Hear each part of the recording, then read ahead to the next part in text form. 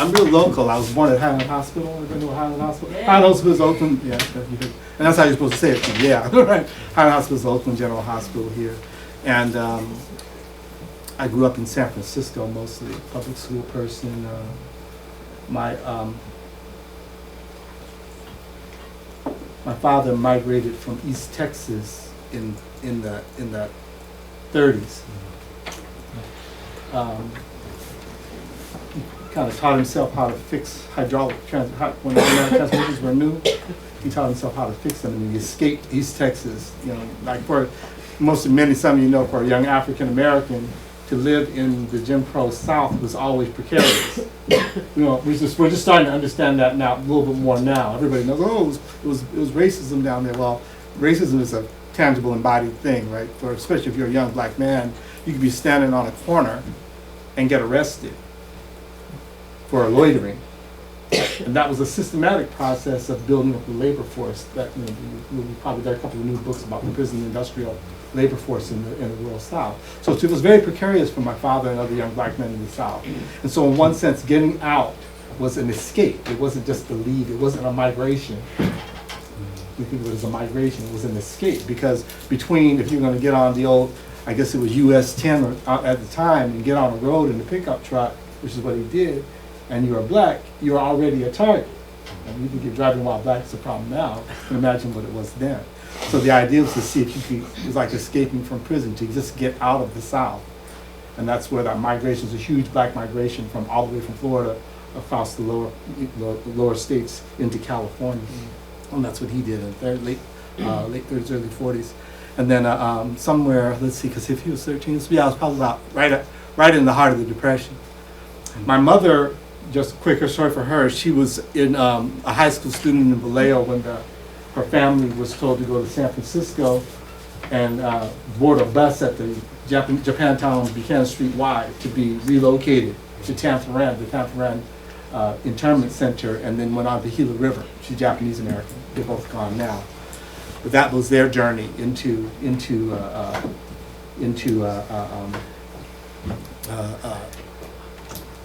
the economy, the U.S. economy of the Bay Area economy of the 40s and 50s. So anyway, I'm local, being from a big family, extended family, like a lot of African American families were extended families. And I come from a working class background. My mother got a college degree. She got out of the camps. She lived in Barack Obama's neighborhood in Hyde Park, and went to Hyde Park High School, and then went on to the University of Chicago. And when she came out, being a young Japanese American woman, she didn't have that many prospects for work because of the gender and race working against her, and ended up raising 11 kids. So anyway, that's just a little bit of biography. I'm just telling you that because I want you to do that. I'm going to hear. We don't have a whole time to hear all of these stories here, but one activity that's part of my popular education practice is called the social biography.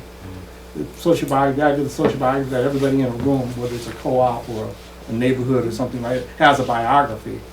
And a social biography is your life in context. I'll talk about that a little bit later. And I'd like for us, even if we only share one sentence of our social biography, to do that as a practice. Because I don't want to just talk about popular education, but at least do 5-10 minutes of practice of it, so you get a sense of that. I work primarily with working class and low-income people, mostly young adults over the last 40 years. And usually people are coming from a place of silence in their lives. And so one idea of you're doing something, a biographical activity, is to have that your story lifted out and be present in a room. If you're going to do a co-op, if you have an organization, some people have organizations, but there are no biographies in them. They're just people. They interact in a business relationship or in a political relationship, but not in a biographical relationship. We can talk more about that later. That's just partisan bias of being a popular educator. Anyway, so I'm Michael James. It's good to be here with you. Glad to see so many folks here. I try to make this not a waste of your time, but I'm going to have to ask you to make it relevant to your discourse on cooperatives. It's really great to be. And sometimes you walk into a political room and you don't see anybody you know, and you go, wow, the movement is too fragmented, man. We need to be working with each other more. So 40 years later now, I'm finally in the co-op meeting. I think that's a sad sign about the movement, but that's my bad too. So, but anyway, great to be here. Okay, so I don't know how many folks heard of old school, this guy here, Paulo Freire. Yeah, Paulo Freire. He died in 1997. Actually, was a mentor of mine. I got to meet him. I started my first project in 1979 in San Francisco, and it was partly sponsored by the World Council of Churches.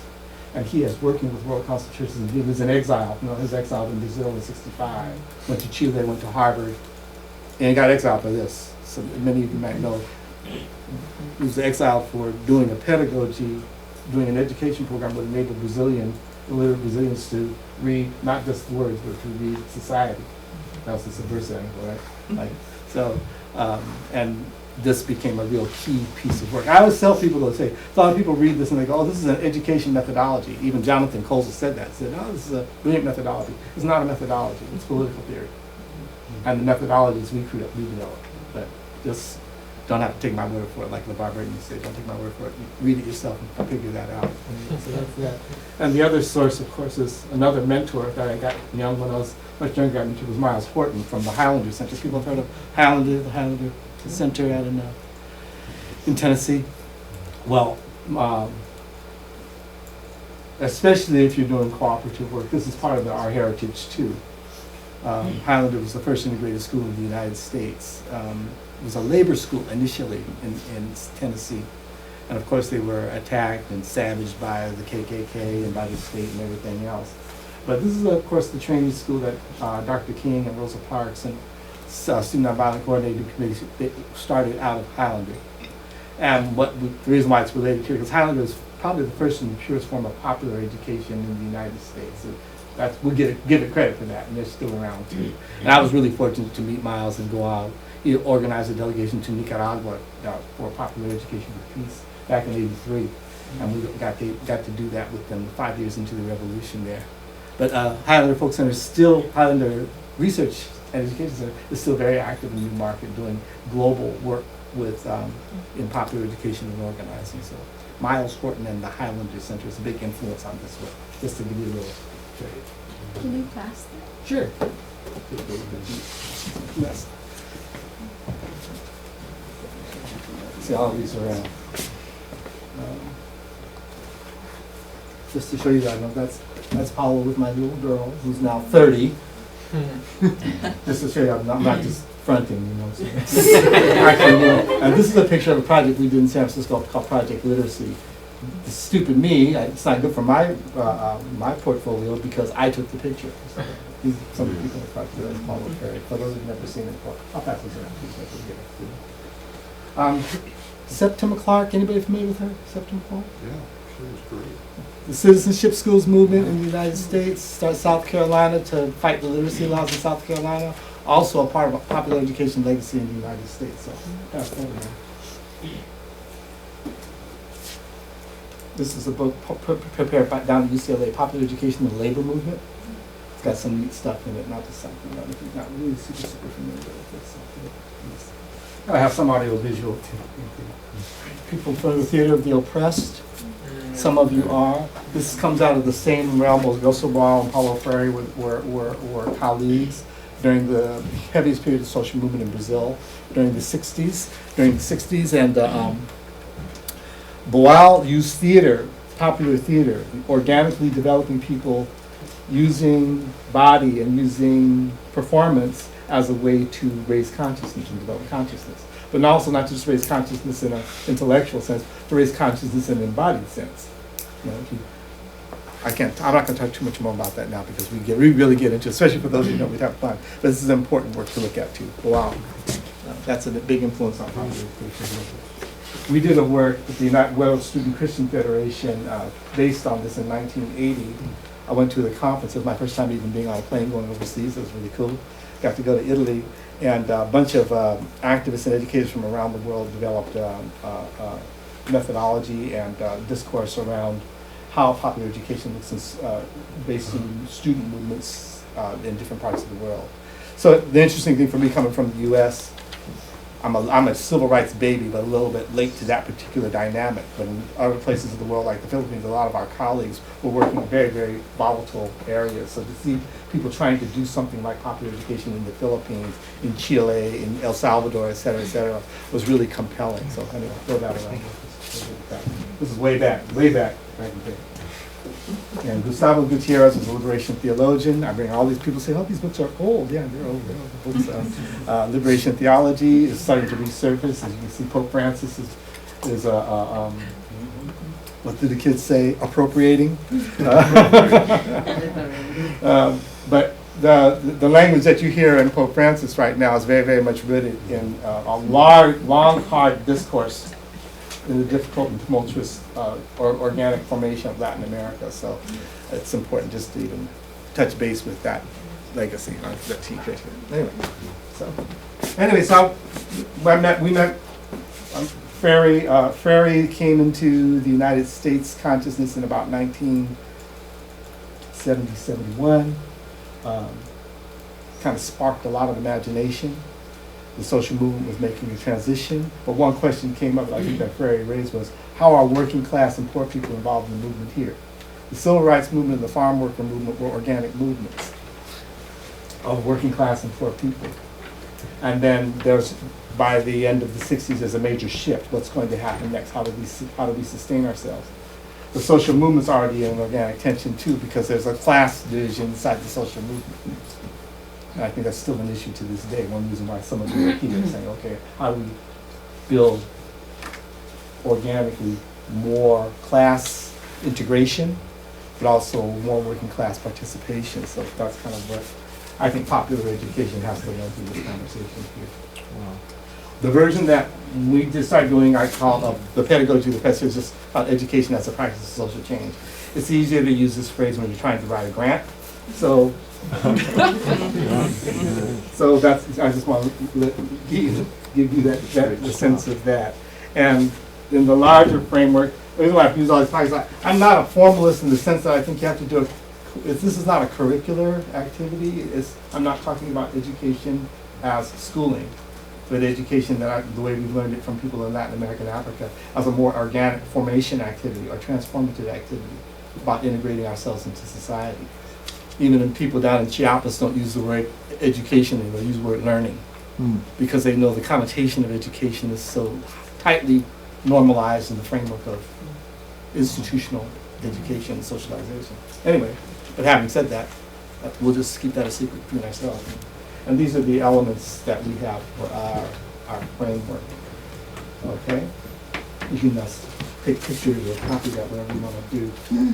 In 90 minutes, it's hard to cover 40 years of work. So. Michael, is this stuff on the Dropbox? Is this stuff on the Dropbox? Yes. Yeah. So, anyway, I'll just challenge you to make this relevant to your discourse. I was going to try to pretend like I could talk about this. I came to the other workshops I listened to. Ann's talked to some. Let me see if I can meld some of my language. I'm not even going to bother because I don't even know. So you're going to have to do the work on that. But that's kind of a popular education process anyway. I'm going to first. Okay. So I'm going to practice something that we do, especially with our younger groups, but I'll do this with you too. Whenever we do a culture circle, that's what the group is called, or probably some people call it, a circle. It kind of sounds like alternative school, right? It's a circle. But the circle is governed, the language is governed by something called accords. How many of you have done youth work or something like that, do community agreements or ground rules? Yeah, it's something like that, except for I have a colleague named Francisco Herrera. He's a cultural worker here, and he said, he told me about acuerdos. He says, no, let's not do, acuerdos is different than ground rules, because ground rules, I can't enforce them, one. And then community agreements, I'm not gonna ask you to agree with this. I'm doing the workshop, so I'm saying, this is how the workshop works. Okay, so it's an accord, that's how the workshop works. If you don't wanna do the workshop, then you can leave. It's voluntary, right? If you wanna do it, then here are the accords. So. I want to practice this with you so you get a sense of how this works, especially in the community setting. And these are the accords. Okay. Someone just read them off the top to me anyway. And we say your name before you read it, Amy. Sure. I say my name. Yeah, sure. Amy. Try it on. Means Try it. Give it a shot. Give it a shot. Yeah, that's all. That's all. You're doing that right now. Joe, go ahead. Right to pass? Yeah. What do you think that means? Right to pass, like you're welcome not to say anything. Or? Yeah, yeah. You know, like sometimes you'll go around a room, and you're just not, you know, and some people are listening. Listening is a form of communication that's just as intense as talking. You know? So you have the right to pass. It doesn't mean to right not to participate. Because sometimes you get in a group, I'm working with prisoners, I'm working with people like that, people like, you know, no, I'm not in this. But you're in the room, you're in the chair. It's not self-evident that I'm gonna be engaged here, right? Or I'm gonna be safe to engage. So that's what we're saying, right to pass. You say no capping. Anybody know what capping means? No insults? So we don't do this, right? We don't insult each other. I say we use no capping when I'm working in the community. Capping is a word that meant it's a game, like the doesn't. You insult each other. I think America is insult culture. We're constantly teasing each other. We put each other down. We even put people down that we don't know. We think that's part of casual conversation. Yeah. And actually, insults are a form of violence. They're also a distraction. Okay, so that's why we say don't do it during the time we're together here. Refrain from that kind of distraction and also that kind of violence, if you will. Confidentiality. Those of you who've done medical work or something like that, clinical work, therapy.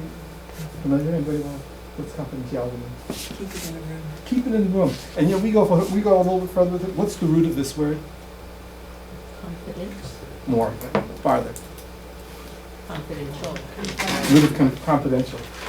Confide, exactly. We're confiding with one another. Every group is intimate. Our co-op's intimate. If you're going to work together, you need to know a little bit about each other. It's not so much keeping something in the room, it's confiding in one another. So that's what we mean by that. Thank you. This is our Aretha Franklin accord. I do this with young people and they go, who? I go, okay, when that one kid will say, I know that song goes R-E-S-P-C-T. I say, exactly, that's our Aretha Franklin accord. So could you do any English teachers in here, can you break down this word? Respect means to see again. See again, thank you. Yeah, we usually think about it more of like in the relationship to etiquette, right? We're saying, no, see again. And then why would that be? What is Aretha saying? We gotta say in African American music, it's always code, right? She says, respect, just a little bit. What is she saying? And who is she saying to? See me again. What is she saying? Somebody help me out here. Take another look. What? Take another closer look. Take a closer look. Yeah. Take not just a closer, take another look. Why? Acknowledge Acknowledge. Acknowledge what? humanity. Humanity, right? But why re? Why again? Because you've already looked at me through the lens of all of your assumptions about who I am. Thank you, Andrew. Yeah. But if I do that again, do I get it one more time, like James Brown said, one more time, or more than one more time? Why more? So you see more. See more. Can I see enough? I've seen that person once. I've given her a second look. It's probably not enough. Probably not enough. Why not? Because the first time you're bringing your assumptions, your culture, your ideas. The second time you may actually see something, but not a lot. What about the third time? Possibly more? Yes. Fourth time? Young people always say this. She said, they always look at me the same way. I'm different now.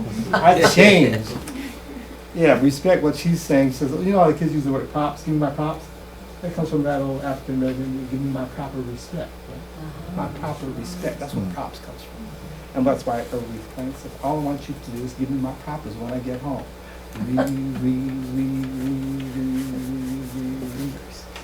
Just a little bit. And so that's our Aretha Franklin accord. See again. Step up, step back.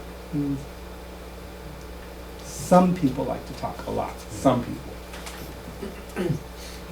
And some of us need to learn how to step back when we do give space to others in the room. I got this from J. Imani, who's a really brilliant brother who works in Oakland. Amnesty? Do we need amnesty in this room? Is anybody giving anybody amnesty in this room right now? Like safe space? safe space? Why do we need safe space? It's such a lovely group of people. I mean, we're like in Berkeley or Kensington now. We're all cool. We got organic coffee. Amnesty? Why do we need amnesty? Who needs amnesty in this room? Anybody need amnesty? You got a nod over here, Carla. Yeah. Yeah, we all do. We all do. For what and from what? Each other. Well, yeah, from each other so that we really feel community. Amnesty's kind of deep though. What does amnesty mean, by the way? Amnesty is feeling comfortable to say what is really deep inside of you and not be judged. Okay, a little bit more, a little more. Amnesty. We need amnesty from ourselves and what we bring, where we're from. Even amnesty from ourselves. It means temporary forgiveness, right? If I'm queer in this room with straight people, I need to give them amnesty because of not what they not they could be the coolest straight people in the world. The cool is not has nothing to do with amnesty. It has to do with transgression. People of color have to give amnesty to white people. Women have to give amnesty to men. And in fact, we're doing it right now. We're giving each other temporary forgiveness. Even though everybody in the room is cool. You say, oh, these are progressives. Progressives don't need amnesty. But according to Michael, it said not only do we need amnesty, we need amnesty for our own stuff, right? So that's what amnesty is. But I would say too, if you have beef with somebody in the room, you don't want to hear what they're talking about. Like Amy and I had a beef outside because I didn't bring the equipment. She didn't want to listen to me. She's like, I can't even listen to you today. It's like, made me so mad. I need amnesty from her. It's a temporary forgiveness because I'm still of value. And so that's what amnesty is. And then the last one we've appropriated from to 12 steps of Alcoholics Anonymous. It's not a 12-step, but it's one of the principles. Take only your own inventory. You know what I mean? Speak from experience or? More? Not judge. Not judge, right? Not evaluate. Keep the focus on yourself. Keep the focus on yourself. Now, this might not seem something that's appropriate for a co-op policy meeting, but we do it in every meeting because every time we get human beings interacting, we think. See, I come from the hood. We come from a community where life is rough. All dynamics are rough. But the way I transpose that into reality is that this might as well be the hood too. Why should this be any safer than the corner of Fillmore and McAllister? Why should I expect anywhere in America is a safe place? So in one sense, the Accords are just a simple way to get us through 90 minutes together. So that's okay. So you can imagine. So I'm going to ask you to introduce yourselves, and then we'll have. Oh, go ahead. Just a quick question. When you use that, do you present it to the group that you're working with, or do you ask them what would you like our meeting norms to be? Actually, yeah. No, actually, I don't ask them what they would like our norms to be because that's not a part of the process. Yeah, it's a presentation of a methodology. Okay. Though in some situations, like in an unfamiliar, like if we were going to plan a meeting here, and it was a democratic activity, which this is not. This is a cultural learning circle, right? I would do exactly that. Well, how would you like this meeting to go? And then people have a lot of good things that they can make. Like the kids do one mic. One mic is an accord. And one mic means just one of us talks at a time and everybody listens when the person has the mic. People do that, so yeah. But in this situation, I just do it. Okay, a social biography, and that's the only activity of these I'm going to have us do this because there's so many of us, is this. And could somebody read that for me? My life in the context of the world.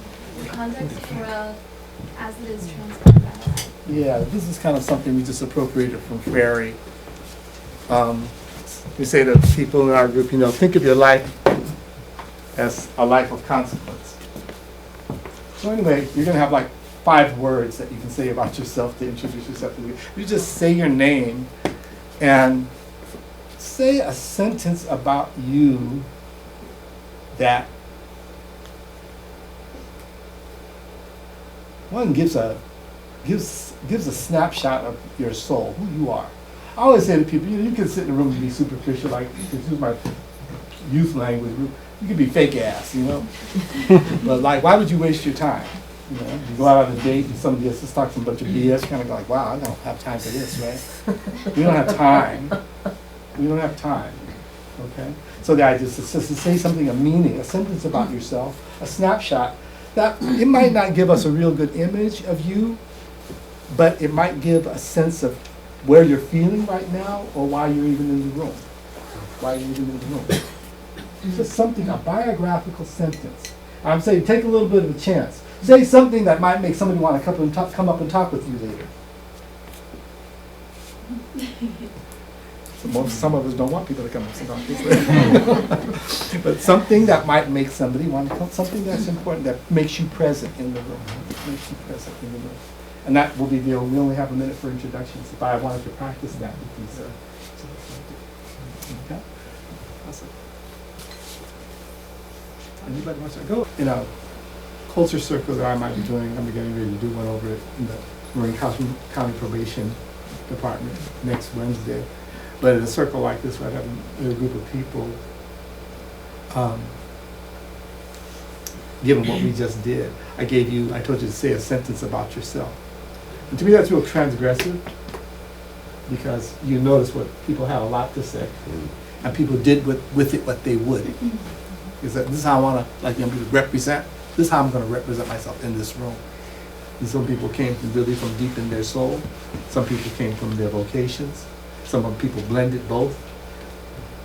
There's an incredible level of sincerity and vulnerability that people show, even though I know most of you are not familiar with each other. So that shows a certain amount of courage, or you're trying something on. There's no really reason to do that, but it stays transgressive if we don't further interrogate who we are in the room. So to me, it'd be really transgressive. I'm going to be transgressive. I'm just going to jump into a bunch of abstract content in a minute. But to me, that would be totally counterintuitive in a popular education setting, because now we got people to open up to each other. They say, well, let's open up some more. We were trying to organize, aren't we? We're trying to be together, aren't we?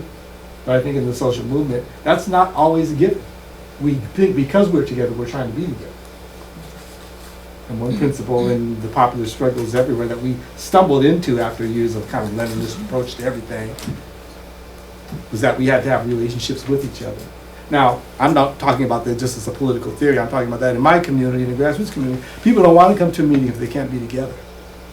Why don't people want to organize? Why don't poor people want to organize? Well, people don't want volunteers to spend the rest of their lives being pit bulls on the ass of capitalism. That's not a life. And people know when they come into an organizing meeting that that's what they're being invited to do. Because we've made it a vocation, right? And there's no education. Well, what we mean by education is there's no room for my biography. Why would I be engaged with you 24 hours a day building a co-op, which takes a whole lot of work and a lot of stress, if I don't even have a sense of who you are, and you don't care who I am? Because what you care about is something else, something external. And it's the problem that some of you already even intimated that in the room. External, internal, I'm dealing with. That's the contradiction I'm dealing with. And that's the contradiction I feel like at the grassroots level people deal with every day. And it has to be recognized. And that's what Miles Horton was good at, and what Paulo Freire was good at saying. People have stories and narratives. People know that they are oppressed. They don't need to be told or have their consciousness raised by somebody else. I know I'm oppressed. Now what? You have working class people co-ops. Several of them, right? There have been several of them. Maybe one dilemma that we have is these co-ops aren't meeting together. We don't have class integration in the movement. I'm just saying, that might be an issue. I'm just saying, I don't know. So anyway, yeah, it's transgressive to hear a little bit from Jorge and not be able to interrogate further who he is. He'll spend maybe 2 days at a meeting, and what he'll have presented is what he does, but not who he is. Because in our professionalized way of doing things, we are so smart and so well educated that we can put everything into a database and process that, and then think, oh, I'm going to work with that person again, but I really don't know that person. In popular education, the idea is for us to be present as persons in an organizing process, so we can get to the level that we can act together. And that's what people did at Highlander. Yeah, okay, let me just jump off into this. Now, I told you I was already transgressed. You guys have opened up yourselves and made yourselves vulnerable to all the people in the room saying, okay, fine, now we'll do the lecture, right? I guess maybe my challenge would be to you, and maybe even we'll do this for another 5 minutes, just so I don't totally contradict myself. Pick a person next to you. See if you remember what they said. See, another thing too is people say things and we don't know if we're even being listened to. Pick a person in the room. You're just sitting right next to somebody, right? I want to see if you remembered what they said. That will show how deeply committed to the revolutionary struggle we are. Driver, remember what you said? And then what I like you to do. Okay. I remember. And give another minute of intimacy of who you are. Presentation, right? Everybody's a beautiful person and has complex work that they do, and you're kind of talking to that, and you're giving a vibe to another person next to you, trying to do your best presentation. Now we ask you to go to be a little bit, go someplace else with this. If you could say to the person you were just talking to, I know I was talking about all these things I do. If you could say to that person, give them a snapshot of who you are, just a snapshot. This is the part where in the conversation you go, one reason why I'm in this, one reason, some of you already did this, something really good. And what we say in social biography too, it's, and I've done therapy for 20 years, it's not disclosure, it's about instruction. Yeah. It's using your story, right, to teach, not your story to disclose. So I have a place where I can disclose. It might be the same story, and it takes a certain amount of courage or even ability or desire to give yourself permission to do that with another person. So if you don't feel like telling part of your story that reveals too much, you don't have to. All of us need to be safe. But I challenge you, say something and give a snapshot of yourself, your soul, if you will. Like the kids say, don't be fake ass. Say something to me. Let me know so I can see inside you for a minute. And as you're wrapping up this little conversation you're having, give that to the person before you close your conversation. Okay? And by the way, blah, blah, blah, blah, blah. So go ahead. Take another 5. So the social biography is, and this is just one of these elements. Like in our little reconfiguration of popular education, we accorded social biography, dialogue, and a little closer about dialogue there. Problem posing, research and study, personal transformation and praxis. So you can see there's sort of an integrated sense of, it's not sitting in a room learning, of course this is a way, popular education in the best moments, like at Highlander in Nicaragua, is always rooted in a social movement. It's not an activity unrelated to a particular struggle or activity. So some people think, oh, you do popular education, raise consciousness, and people will go join a co-op. No. You're organizing the community to do something, to respond to something, to create something. Not always necessarily just to respond to problems. Because cultural work is political work too, from this perspective. And and you're learning about reality in the framework of movement, in the framework of struggle. And that's the difference between how people seem to understand popular education in the United States and how it's interpreted from Latin America and Africa. That it is I remember a Nicaraguan popular teacher in the literacy campaign, some of us were saying, some of the people in that meeting in Nicaragua were saying, oh, we need to build a popular education movement. And the popular teacher said, popular education is not a movement, it's the educational component of the revolutionary process. And I was like, big light bulb, like, oh. Anyway, what's here? So the social biography is our life in the context of the world, and the context of the world as it's transformed by my life. You can see sort of the bias there, right? And we invite people, I don't care if it's a worker, a McDonald's worker, or somebody in the SEIU, or a professor, whomever, right? Our biographies as if they matter to the world. As a starting point, not as an end point, as a starting point. It's the beginning question of a culture circle. And in the learning process, we introduce this might be self-evident to those some of us in here, but these we've named the dimensions of our social experience, so we can look at events or things that happen to us from all of these dimensions. What's the social dimension of your crack? Your brother who got arrested for selling crack. What are the political dimensions? I love doing this like 14 and 15 years ago. I was with a group of Latinos out in San Rafael, and they go, one guy got arrested, oh man, 5-0 busted me in the park because I was smoking some pot, blah, blah, blah. I said, well, talk about that in this framework. He goes, I know there must be an economic dimension because the more Mexicans he could bust, he gets paid for. And it's just an opening to talk about that. I said, wow, how did you know that, y'all? I said, how did you know that? He goes, well, sometimes they even tell me, he says. You know what I'm saying? Sometimes people are, they don't have to be dishonest, but, and it's so interesting too because, especially for I think people of color, but not exclusively, for anybody who's been targeted under what Bell Hooks calls the white supremacist, patriarchal, capitalist hierarchy, all of us know that there are political orientations to who we are as women, as queer folk, et cetera, et cetera. And so our biographies are made up of all things. We can talk about each element of our lives in all 5 of these dimensions. And that's sort of what the biography tries to do. And it's a continual process. It's not like something you put in a book or in a journal. It's like, how do I understand myself in the world on a day-to-day basis? So that's kind of what this is, no? And as an instruction to people, except if you're going to work at the grassroots level, you're working with people who don't have formal education or whatever, and you're educated, I say, everybody is an intellectual. Everybody has intellect to work with.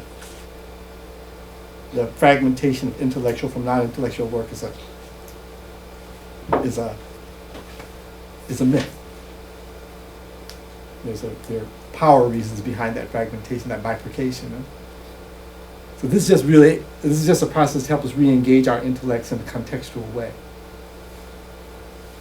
Now, for most of our reality is top-heavy. We have formal education. You can see how that divides us, right? Because how we come to think of our intellect as something different than other people's intellect. In popular education, the idea is to normalize our equality.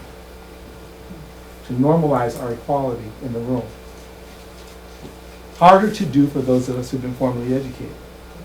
Because we're always thinking in a deficit way, that if somebody can't do what I can do, then they have a deficit. Well, there are people out there who are partially literate who are doing co-ops. I'm totally illiterate about that. I can't do that. How I'm going to front and say, oh, you need to learn something from me, or you need to learn how to do this. You need. Like my grandmother said, you need to get rid of the you. People have narratives. People have capacity. People have critique. And if we can organize that with dignity, and then establish a dignified way of interacting with one another, paying attention to inequality, paying attention to bias, like people would say. When you come into the room, we always say, and some of y'all relate to this, it's always on. The struggle is on. That's why we have to give each other amnesty. Because you know what, if I'm a woman, I come to a room with a man, it's on. It's not like, oh, we love each other. We got a historical battle here. It's called the gender battle. It's called patriarchy. Hello? I don't care if we're equal. We're not equal. It's on. Poor people with affluent people, young people with older people. And we're responsible to navigate those dynamics. Dignity means that we step up and step back. And that's the idea, one of the principal ideas of doing popular work. I just put this picture up here. Anybody, can we do a quick critique of the picture? Anybody know what that is? I'll just give you a location. It's in the 1950s and it's in the South.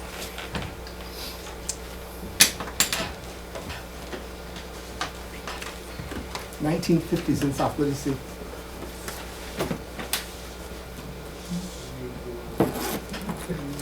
A young black man standing in front of the room with mostly white students. Well, actually, he's sitting on a table. Yeah. But that's right. With some white students. The room has pews, but it doesn't appear to Yes, be it probably is. It sanctuary. looks like, I think it is actually a sanctuary or maybe a Christian church.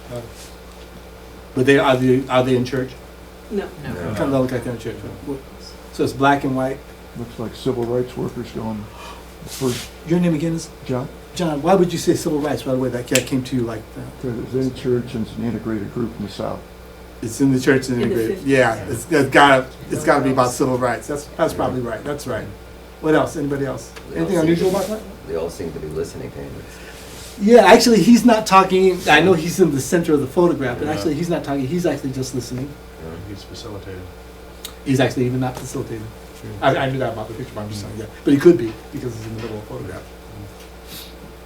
But they are talking in this. Anything unusual about that, or more reflections on that? You can see that there are white college kids and they're sitting on the floor and he's sitting above them. Okay, there's white college kids sitting on the floor, he's sitting above them, that's interesting. And you thought right away white college kids? They look, yes, Pretty young, Yeah. okay. imposing my own paradigm. Anything else? Well, everybody's very engaged. They're engaged, huh? Why might they be engaged?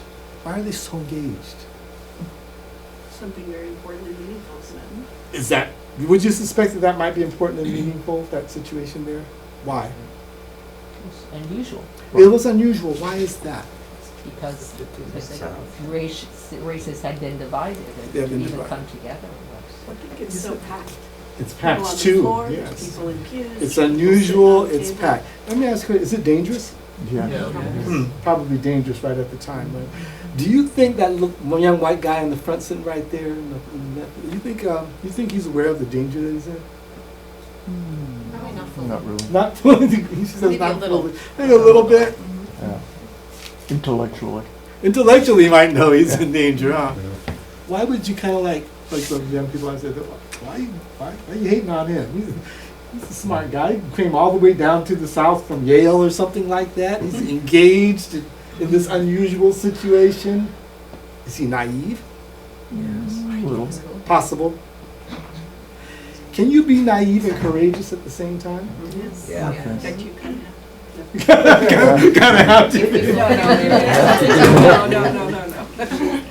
So he might be both naive and courageous. Is anybody getting amnesty in that room? Yeah, I mean, if white people and people of color coming together in that room to organize for rights, then in order to accept them there and to accept them working with them, the black organizers are going to have to grant them amnesty and trust to work with them. Anything else about this? Thank you for that. There's even amnesty going on in there. It's complicated. And it doesn't appear to be a building that was built as a church. Looks like the upstairs large room in a house with sort of some stairs on the left. And it has this sort of cobbled together energy of like they're making do with the space. Making do with the space. Mm-hmm. If let's call this kid in the front. Let's give him a name. Give him a name. How about Bob McGraw? What's his name? Andrew. Let's go. It's Andrew in the front. If that was Andrew in the front, this young person, and they asked him to do his social biography as a way for him to introduce himself to the group. What do you think he might say in this unusual, high-pressured situation? And let's say we got the profile that he's somewhat naive and he's somewhat courageous. He might be all of those things of a 22-year-old or a 21-year-old. And they say, yeah, tell us about yourself. And they went to call it the social biography, then they might have, but tell us why you're here, Andrew. What do you think he'd feel compelled to say? He might be Jewish. He might have a Holocaust survivor in his background. Do you think he'd want to say that? I do. Why do you think Andrew would say that? He would volunteer that information? Give him some credentials. Give him some credentials? As an oppressed person, and a family of an oppressed person. Other thoughts, interesting. He might say something like that to establish some credentials. Actually know someone who would have been sitting in that room, in that Do situation. you? See, yeah, well, yeah. What else might he say? Maybe about to raise his hand and say Black Power. You might want to say that? I think that he might say, and I think it might be an idealistic thing that he might say. Careful. That naive and courageous, right? That he wants to be part of the change that is beginning to be catalyzed, and it sort of goes back to what you're saying, that there are historical battles that are sort of taking place all the time, and that was the nexus of one. So I think that he might have said that he wanted, that it was happening and that he wanted to participate. There's a young African-American woman, I think she's right there. Or right about there. What would be her biography? Is she at risk in the room? Yeah, she is. Who's at risk more, her or Andrew? Her. Why? I You think that? It could be hard, it could Yeah, be it's both, hard, huh? it's- Well, we know she's at risk. What would she say biographically to introduce herself to the group? Right. I'm putting right there. And she might say, my name is Sarah, and I'm here because, or I am from, what did she say? I'm from South Carolina. We've been doing things in our, I mean, I say that just because the younger people in the room might have been those students who had started some of the sit-ins. I'm not They exactly might sure be, the they might be dates. sure, they might be. But she also could be, you know, obviously someone who's been kept out of the segregated schools. Mhm. She might have a very direct personal story, rather than coming down from the north. Mhm. That's the history of it. Mhm. Is it important for these people in the room to know these things about each other? Why? To build trust. Build trust. Do they need trust? Yes. Why? Why do, I mean, these we're pilgrims of the obvious here, right? Why do they need trust? Because they're going out to do something. There was they're infiltrators. There are infiltrators. And there was an active political campaign to derail their growing empathy and desire for change. Mhm. Why do they need to build trust? Trust takes a lot of time, you know, not that much time, right? And some of them didn't come back. And some of them didn't come back. Mhm. Mhm. We have to know your allies aren't You have to going know to your attack you. Yeah. To go into a dangerous situation, you want to know who's really watching you. So usually when I share this more in the framework of saying what is sort of the framework of popular education, because a lot of people think, oh, we want to do these activities in the classroom. And I say, yeah, except we're talking about something different here. This is an educational activity, but it's not an educational activity about socialization, getting jobs, getting degrees. It's an educational activity about doing something, changing something. And so that means the pedagogy is different, right? The framework, the epistemology is different. The beginning questions that you ask, why are we here in the first place? Why are we here? Who are we here? Who are we here? This is organized by the Highlander Center. It was one of the workshops they did, the Student Nonviolent Coordinating Committee. And a lot of people were at risk all the time.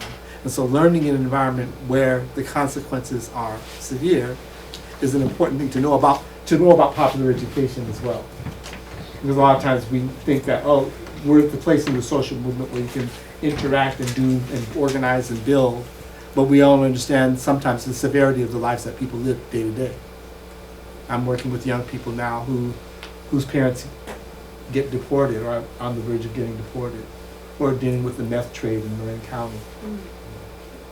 It's very easy to be invisible. I always said, what happened to poor people in the United States? Poor people paid attention to us about 40 years ago, and all of a sudden we wouldn't know that we existed. Except there's more. Yeah, and there's more poverty, in a sense. More And there's, to ignore it. you know, and in a sense too, there's more flattening as well. Yeah, it's nicer to be poor in the United States than it is to be in Haiti, but that's not the point.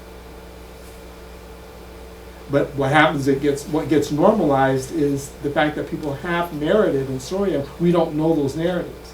The problem to me in social organization, if I come into a room and I think, oh, this is a progressive room, and I look around the room and I can say, how many working class people are in this room? We're talking about change, but there's no, 80% of the people in society aren't even in the room. You go to a meeting of the social movement, if you ask how many people have college degrees, it will be most of us. In the world, 1% of the people have college degrees. Who's the 1%? Who's the 1%? That's not the problem. The problem is that the 99% have stories. And it takes time to do in popular education. Popular education is helping us organize our stories, organize our analysis, organize our ability to see the world so we can change the world. So in one sense, the process and the product are the same thing. Do I need to build 5 stores, or do I need to build one good co-op? And I think that's something that in the popular movement, the popular part of the movement, it's hard. Popular education, as you might have surmised, hasn't really caught on in the United States as it has in Mexico or Brazil or Latin America. And you can see the results of popular education in Latin America right now with the emergence of a lot of people from the old left in government. Doesn't necessarily mean it's all great, doesn't mean necessarily it's utopia, but it's a lot different than it was 30, 40 years ago. To see Michelle Bachelet or Evo Morales, president running these countries. These people were in jail 30 years ago being tortured. Popular participation is critical.